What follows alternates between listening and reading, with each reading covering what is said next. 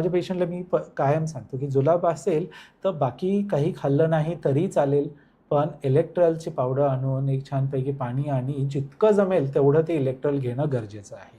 तसं आहे. हे घरी बनवू शकतो. इलेक्ट्रॉल म्हणजे काय आहे, 1 लिटर पाणी घ्यायचं, चिमूटभर त्याच्यात मीठ आणि चमचाभर साखर टाकून छान मिक्स करून घ्यायचं.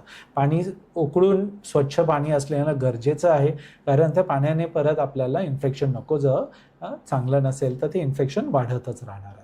त्यामुळे इलेक्ट्रोलाइट्स जे आहेत हे महत्त्वाचं आहे. इलेक्ट्रॉल सोल्युशन खूप महाग नसतं, बनवणं सोपं आहे, आपल्याला बाकी काही कटकट नाही आहे. स्वच्छ पाण्यामध्ये ते मिक्स केलं, दर 10-10 मिनिटांनी आपण एक ग्लास पिलं तर हायड्रेशन होतं, एनर्जी येते, ग्लुकोज मिळतं त्याच्यातनं आपल्याला. शुगर फ्री येतं. डायबेटिक लोकांचा खूप वेळा प्रश्न असतो, शुगर फ्री ORS आहे की ज्याने शुगर वाढणार नाही आहे, पण तुम्हाला इलेक्ट्रोलाइट सगळे मिळणार आहेत.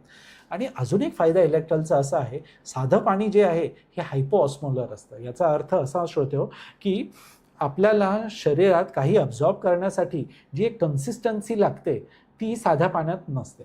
इनफॅक्ट साध्या पाण्याने कधी जास्त पाणी शोषलं जातं इंटेस्टाईनमध्ये आणि लूज मोशन वाढू शकतात. इलेक्ट्रॉलची जी कन्सिस्टन्सी आहे, इलेक्ट्रोलाइट आहेत, हे आयसोऑस्मोलर असतं, आयसोटोनिक आहे. तर ते आयसोटोनिक असल्या कारणाने याचं अब्झॉर्प्शन खूप चांगलं होतं. हे सगळे इलेक्ट्रोलाइट्स अब्झॉर्ब चांगलं होतात, त्यांच्यासोबत पाणी अब्झॉर्ब चांगलं होतं. त्यामुळे Electral solution is the key.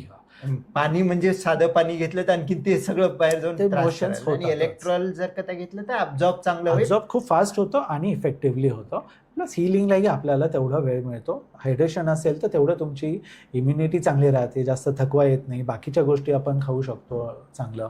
आणि खायचं झालं तर फायबर्स कमी, कारण आता लूज मोशन होत आहे तर आपल्याला लो फायबर डाएटवर जाणं गरजेचं आहे.